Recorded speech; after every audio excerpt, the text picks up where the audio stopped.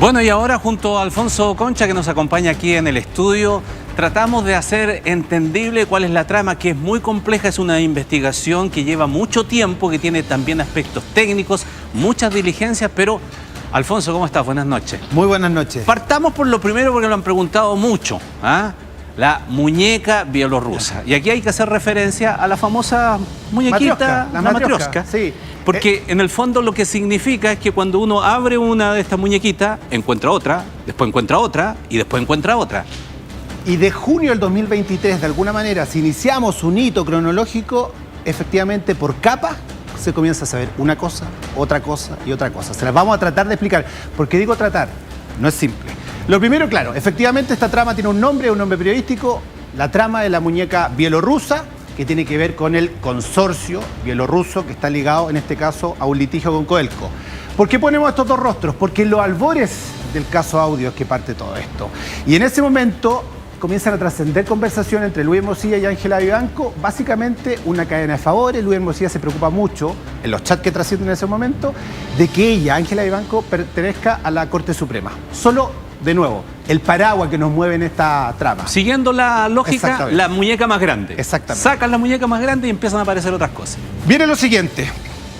Dejamos a Ángela Vivanco porque es el nombre potente acá, ahora ex jueza de la Corte Suprema, y aparecen estos nombres, lo veíamos en la nota, ¿no? Para todos los efectos, Mario Vargas, destacadísimo, penalista alto nivel, abogado del consorcio bielorruso, Eduardo Lagos, ex parlamentario, abogado penalista también, en este caso representante legal del consorcio, y Gonzalo Migueles. Nos detenemos un momento, esposo de Ángela Vivanco. Ya vamos a saber por qué todo esto es muy importante, independiente de la nota que teníamos. Avanzamos. Y acá tiene que ver con el inicio, ¿no? Les decía, junio del 2023, marzo del 2024 es el tiempo cronológico. Hay un litigio entre Codelco y Velaz Movitec, este consorcio. Básicamente, en ese momento Codelco dice no se están cumpliendo con contrato al interior de la división El Salvador.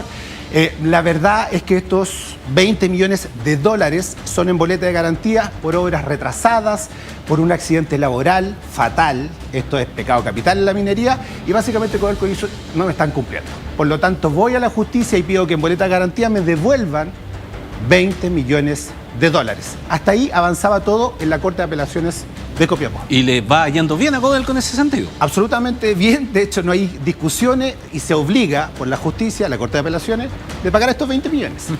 El tema es que aquí aparecen las cosas raras, ¿no? Asesorado legalmente el consorcio por los abogados que veíamos antes, se interpone un recurso de protección, y aquí hago un paréntesis. Esto me le dicen abogados. En general los recursos de protección tienen que ver con ámbitos más civiles que de dineros. Lo cierto es que se presenta a la Corte de Apelaciones de Copiapó, la Corte de Apelaciones le dice esto no sirve de nada, sigamos con lo que les había obligado, pero los abogados vienen aquí a Santiago, a la Corte Suprema, e insisten en este recurso de protección, entre otras instancias legales, y ahí comienza a revocarse todo lo que antes había decidido. Y los 20 millones de dólares en garantía, finalmente los tiene que pagar Codelco al Consejo. Iba de allá para allá la cosa y cambia de dirección cuando llega a la Suprema. Y no contento con eso, se le suman, entre otros varios gastos, 5 millones de dólares más. Todo se revoca. Hay que decir que son 6 fallos en los que participa la ahora ex jueza Vivanco. Son 6 fallos a favor del consorcio bielorruso. Y en el fallo no se habla en millones de dólares, sino en millones de pesos. Son un poquito más de 17.000 millones de pesos. Es lo que dice el fallo. Y aquí hay que decir que comienza a sonar el concepto de tráfico de influencia. Ya estaba ahí, había algo raro. Hay que darle el mérito que esta noticia inicialmente lo saca el diario El Mostrador. Y en ese momento el mismo periodista que se hace cargo de todo esto dice fue necesario que me guiaran, porque era intrincado, era complejo, era difícil. Y de ahí de a poco se fue avanzando. A ver, acá se está investigando, entre otras cosas, delitos bien graves: cohecho, soborno, lavado de activos.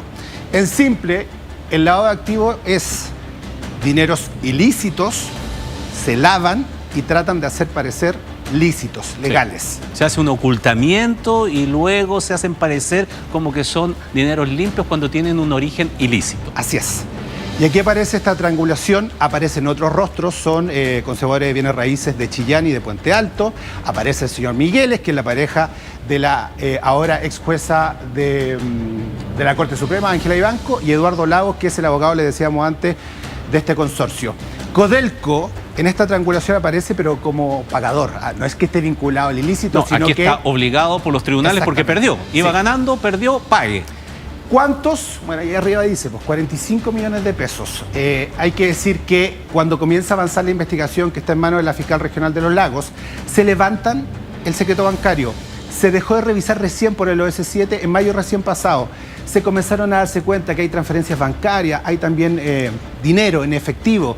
Se hace una intrincada forma de funcionamiento, pasa por diferentes lugares y finalmente termina en las cuentas de Gonzalo Miqueles. Por eso él, entre otros, además de Lagos y de Vargas, tienen que responder. Por eso están detenidos, por eso es que uno va entendiendo así, de manera lo más simple que podemos, digamos, de qué se trata esta famosa muñeca bielorrusa. Bueno, en términos simples, para entender gráficamente esa gráfica, Codelco se ve obligado a pagar, paga para allá, la plata se triangula de alguna manera y vuelve entonces a Gonzalo Miqueles, que el delito de cohecho, según la Fiscalía, se concreta en el momento que ese dinero llega a Ángela Vivanco, según la Fiscalía. Siempre en el ámbito legal hay un espaldarazo en este tipo de casos, sobre todo los hechos asociados a corrupción en donde está vinculado el Estado, en este caso Codelco es estatal.